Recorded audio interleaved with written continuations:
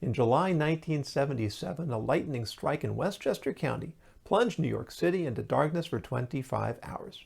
Flights were canceled, baseball games suspended, and subway service ground to a halt. Looting erupted throughout Brooklyn and the Bronx, along with hundreds of fires set by arsonists. Imagine if you had just left work and were headed to the subway station for your ride home. Suddenly, you hear the sound of glass shattering. You see fires reaching up into the sky. Right then, a taxi cab pulls up alongside you and says, "Hey, buddy, you want to get out of here?" "Yeah, please. It's a $30 trip to your home, but it's well worth it." And then the cabbie says to you, "I'll take you anywhere you want to go for $100. You think for a moment. You say, "Okay." You get in the cab. He drives you home.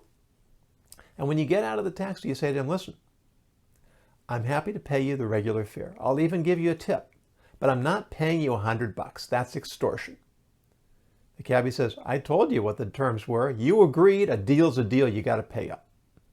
Who's right? Well, on the one hand, the cabbie is certainly exploiting the circumstances, right?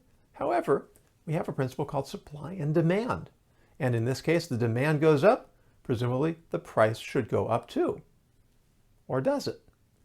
Maybe what's really going on is just gross opportunism. At the same time, you did agree to the terms. So, should you have to pay the higher price you committed to it? Or are you justified in agreeing to the taxi driver's terms, which were really immoral, unethical, possibly illegal?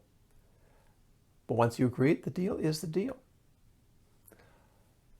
Looking at these types of situations, chances are we're never going to find ourselves in this type of situation. But by examining these types of circumstances, by contemplating what's right, what's wrong, and how to negotiate the complexities and the ambiguities of these types of ethical and moral gray areas, that can prepare us for when we find ourselves in the types of more common, genuine gray areas that we will have to encounter in our business, in our family, and in society.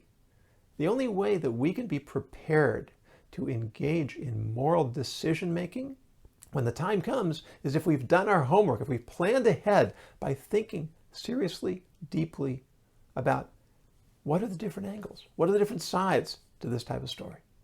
These are the types of conversations that I like to engage in. And I challenge you to ask yourself this question: how would you handle this situation? And how do you reach your decision? Put yourself in your place, put yourself in the place of the cabbie, and leave your comments below. At the same time, if you would, please subscribe to my station and click that little alarm bell so you can be notified of future videos. Thanks for being here. I'm Yonason Goldson. Stay safe and stay ethical.